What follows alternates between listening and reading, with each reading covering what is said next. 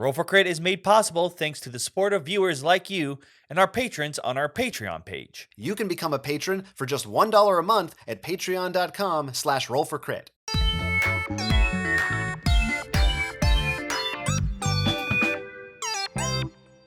Roll for Crit here to bring you our review of Stonemaier Games' biggest release this year, Pendulum.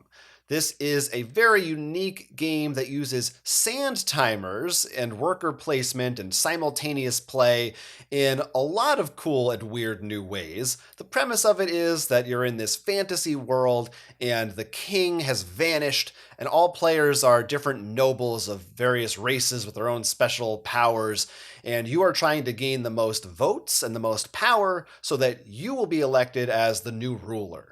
Throughout the game, you'll be placing your workers, either regular ones or grande ones, onto this board in order to get certain actions. You see, there are 3 main regions of the board where you'll be placing workers, and each one has its own sand timer. For each row, you cannot place workers if the sand timer is in that same row. When the timer runs out though, it will flip over to the other row, opening it up for you to place workers. However, your workers will only activate if the sand timer is in that row with them. So in other words, you will need to place your workers when there is no sand timer, wait for it to flip over to that row, and then you'll be able to activate them in order to gain the rewards.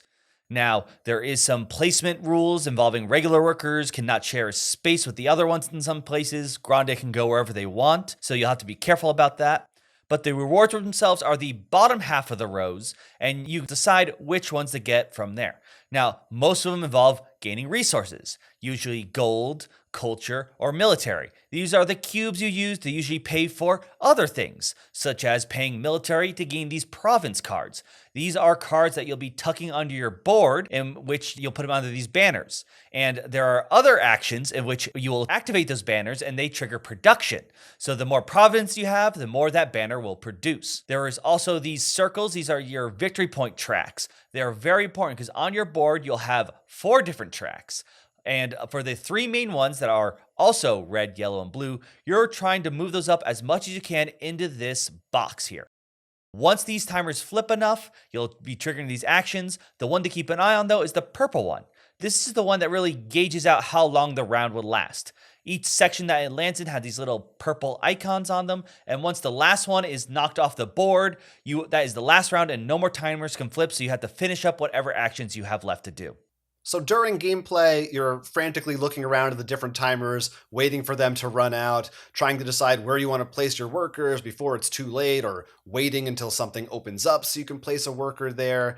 But there are some things that you will be able to do that don't involve those timers, specifically playing the cards from your hand, known as stratagems. Everyone starts out with a hand of cards, and you'll be able to play them at any time during your turn, and they will give you a variety of effects. Often they will let you gain a point on one of your victory tracks, or gain a certain resource. Some of them have stranger effects, especially if you're using the advanced sides of the different race cards.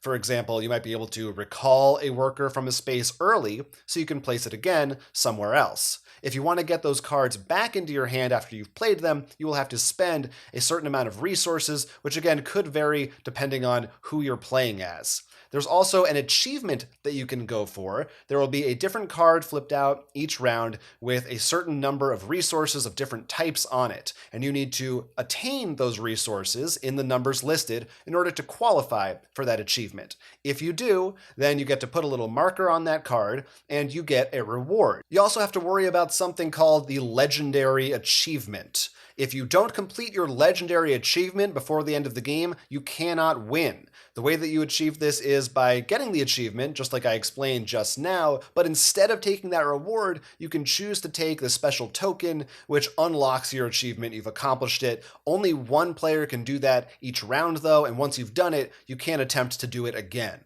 Finally, once the purple timer has finished flipping all the different ways and the round is over, you take a look at how many votes each player has, and whoever has the most votes, that determines who gets to lead on the privilege track.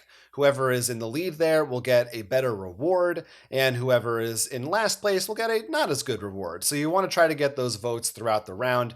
The rewards will be, again, points on your victory tracks. Each player is guaranteed to receive one of the council reward cards, but you pick in order of your order on that privilege track, so getting more votes will give you more options.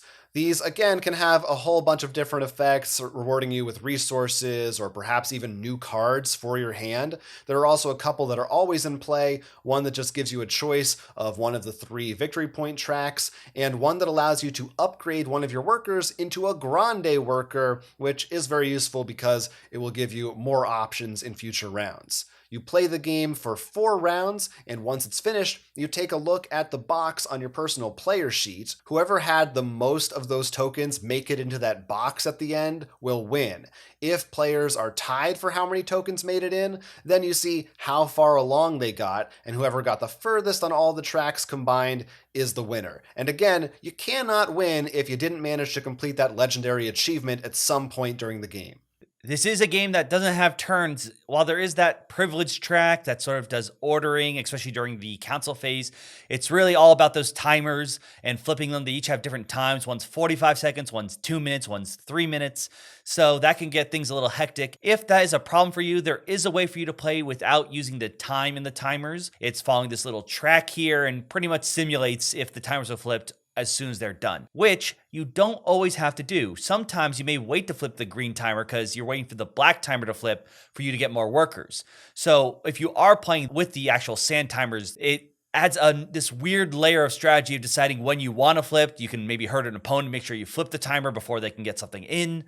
It's very interesting how this all works out. There's, like we said at the beginning, I can't think of a game that's been like this. No, it's very unique. And yeah, that's a big part of it is, like you said, the fact that, yeah, you have to wait until a timer runs out before you can flip it to receive your rewards or to open up a new row.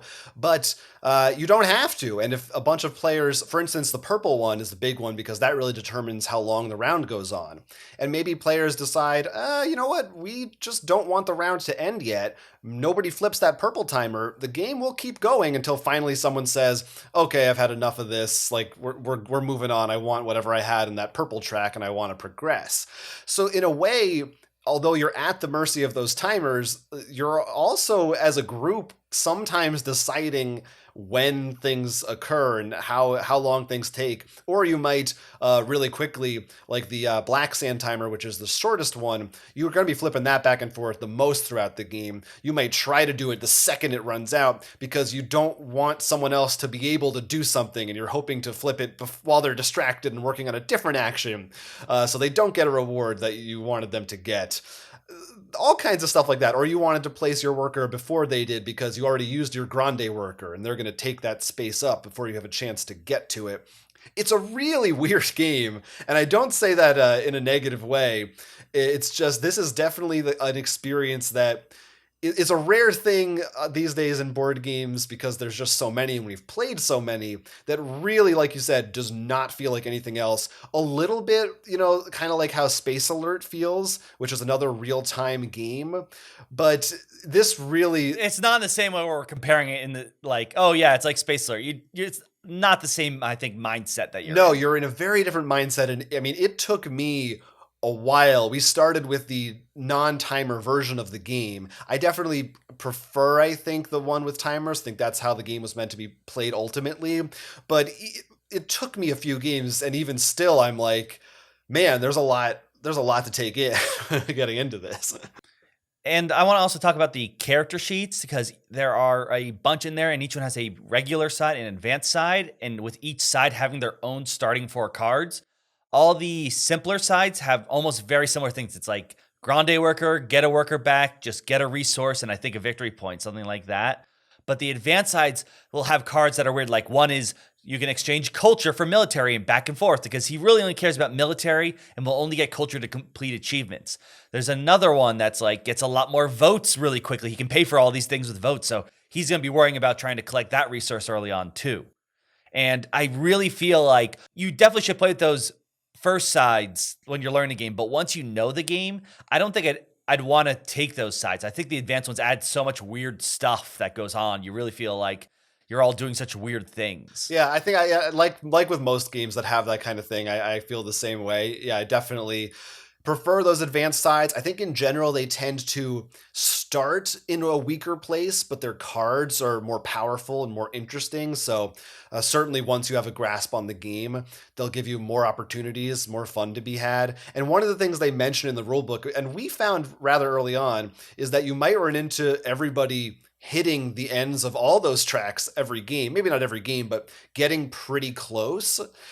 So, they recommend different variants you might employ if you run into that. But in general, I really like the idea of those victory tracks. It feels very different. You're trying to get victory points like so many games, but it's not just a number. It's much more nuanced than that. And trying to decide which track should I move up in this time, or looking at your opponents and seeing, well, I know they're doing really well with the blue victory point track, but I am too. So we're kind of neck and neck on that. But they're not so good at red, so maybe I don't care as much about red, because if they're not getting it into the box, maybe I don't have to either. It's a really different kind of a thing that in addition to the obvious weirdness of the timers. That's a more subtle innovation, I think, that I really like in terms of how the game is actually scored and won. And that tier win list is also really interesting because, first off, no one can win if you don't have that legendary achievement. Now, it is possible. There always is a chance. So, like, if you're even playing with 5 players, there are going to be 4 achievements. And then one of the last council cards you can get is buying that achievement. So it's still possible for everyone to get it. You can't really forcibly push someone out there by directly taking it from them, which is nice. But it's interesting too, because you have to think about like, ooh, do I go for that now? Do I have a chance to get that before anyone else? Mm-hmm. Yeah. And do I wait to the end to buy it? Because if no one's going to fight for me, I can get that. But at the same time, the other things, there is that box. And this is where the sort of like tier wins. If only one person gets everything in there, they win. You don't count.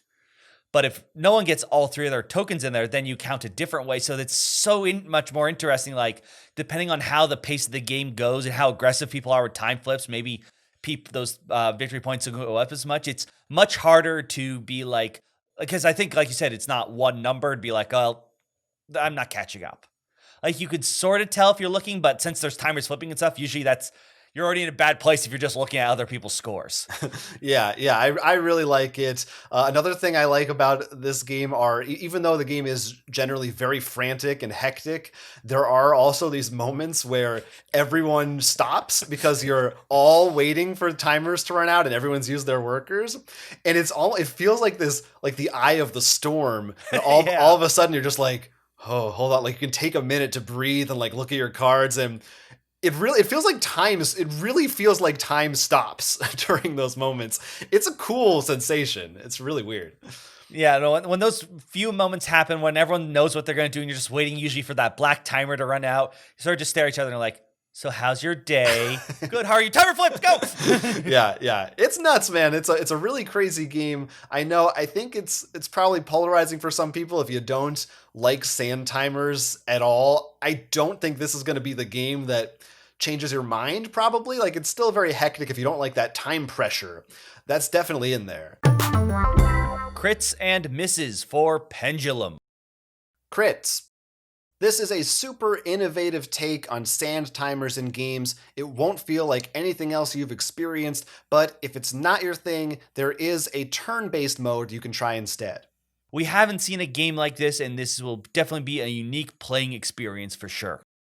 Because you're being timed and you're worrying about what other players might be able to do before you get the chance to, there is a very low possibility of analysis paralysis. Players are going to be forced to make decisions. You can't wait. You're going to have to make your choices quickly. Because regular workers can only be put on a space that is empty, you want to make sure you have options available to you before everyone else takes them. To some extent, you're at the mercy of those timers, but whether or not you flip them after they run out is up to you and your fellow players. So in a way, the group is conducting the flow of the game. When you first start playing, you assume you should try to flip the timers as quickly as possible, but when you really start to learn how the game flow works and how you can control it, it becomes pretty fun to maybe try to get some extra turns or workers in before you flip that final purple timer. The way that victory points are split up into 3 different tracks and accrued by different players over the course of the game feels fair and competitive, and unlike most victory points that we see in board games. Not only do you have 3 different tracks, but each character has different lengths for each track. So you can't really tell who's in first as well and maybe who's not, meaning that you're going to be playing to the last second until the sand finally runs out. Misses. Most games involving a timer of sort usually are on the lighter side of party games. This one is definitely much heavier with thinking and worker placement that for some people could be a major turnoff. When you first start playing, you might find yourself overwhelmed by what you can do and when you're going to be able to do it. It's going to take you a little bit of time to get into the groove of things. Usually, variant rules in games are just there for you to try out something different, but in here, a lot of them are almost mandatory after you've gotten used to the game. You'll get pretty good at getting your victory points at the end of the track, so you're going to need those extra rules to up the difficulty to make sure that the game doesn't just end with everyone tied with all their victory points at the end. It can be a tough game to wrap your head around at first, but once you do, you might find that you feel like you're too good at it, and it won't be as challenging as it once was. This is a Stonemaier game, meaning it does have a single player mode using the Automa system. And I actually tried this out before anything, and I've got to suggest you do not do that. Usually, when we play games, we actually try out the solo if they're the solo variant because it's a good way to learn it. But I actually found it a bit more confusing, and it was a lot easier to wrap my head around it once I actually played with Jonathan first. I will say, even doing the turn-based mode first, or non-timer mode kind of, in some ways, I also found that more confusing than once you finally get to see the real game with the timers, although I was glad we started with it. I feel like, again, this is just one that it's so different and so weird that you have to get your head into it and really play it for a while to really understand the rhythms of it. But once I did lock into it, I really, really enjoyed it. I had a lot of fun and felt constantly engaged, and I think the box time is 60 to 90 minutes for a game. I'm not sure if ours took that long, but they felt shorter. I never felt, there's no downtime, so I never felt like I was bored or anything was slow. It was always exciting. The one other thing I'll say on a slightly negative note is that while the art is really nice, there's not really anything in the way of theme in this. I mean, there is a theme. They have like backstory and names of characters and things, but I think partially because while you're playing, it's just so quick, you can't think about any of that stuff. There was no room for it to feel thematic. You're just thinking about workers, timer, cards, symbols, which it doesn't bother me too much, but I think it's worth noting that, yeah, it has some nice set dressing, but it doesn't really go deeper than that. That's true. I mean, the actions and resources are like called culture and like popularity and stuff. But usually throughout the game, you're just like, all right, blue cubes, blue track, yellow cube, you're Right. which is fine because you're still engaged in the game at least. Though I did feel a little bit near the end during the council, but that's the non-time phase. So Right. the other thing I think is interesting, sort of going back to what you were saying, is like how you thought versus the non-time versus the timer.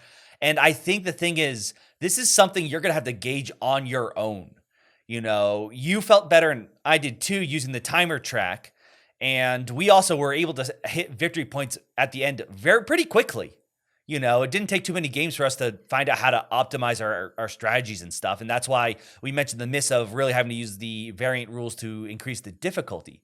But for some people, maybe you don't really add those rules until later, and that will be your experience. It's just, I think it does come down to this is just such a weird, unique game that it's not going to be something that we can easily compare to and guess how it will go for a lot of people. Yeah, that is true. That is true. It's not like, oh, if you liked this, you'll like this. Your results may vary. For me personally, I mean, I recommend it. I think it's Well, I think that's Yeah. actually a good thing. The fact you can't compare it means either yeah.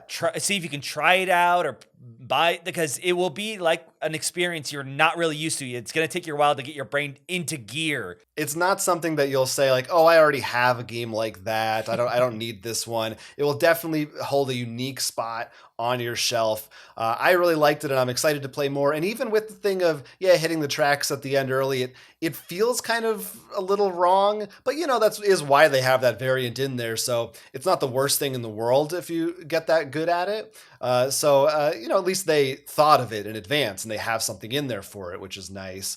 Yeah, really. Some people might. I've heard the game is polarizing. I haven't heard too many specifics about what people think about it, but it seems like the kind of thing some people will just not get or like at all. But for me, it really worked, and I can see why. Stonemaier was really excited about this one, why it had so much buzz. I do think it offers something totally different to the gaming world, and I think it's worth playing. No, I agree, and I can understand why it's polarizing. I think that's sort of a good thing sometimes because that usually means it's weird, which at least means it's not the same thing we've seen done over and over again. And I can see how if I sat at this table and never seen it before and played it, just be like, what is this? Yeah, that's how I was for a while. If you actually remember going to Stonemaier Games, we sort of picked on Tapestry because we're like, it's a Civ game, we get it. We weren't blown out of the water by it, like something new. And this is the exact opposite. Yeah, this really does feel like something very much brand new. I think it's a great release for them.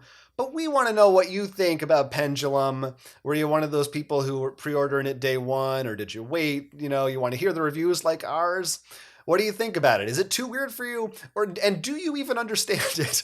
We'll have a how to play for it to help you wrap your head around it further later this week, if it's not up already. But I know for me, it was like not until I played partway through my second game that I really felt like I got it, even having heard it explained multiple times. So it might be just a tough one. You might not know how you feel about it yet. Let us know in the comments, though, or ask any questions or anything that you like about Pendulum or other board game topics. We'll be reading. Hurry, the time is ticking. Time is ticking, guys. You better get down there fast. Until that next timer flips, I'm Jonathan. I'm Will. And this was Roll for Crit.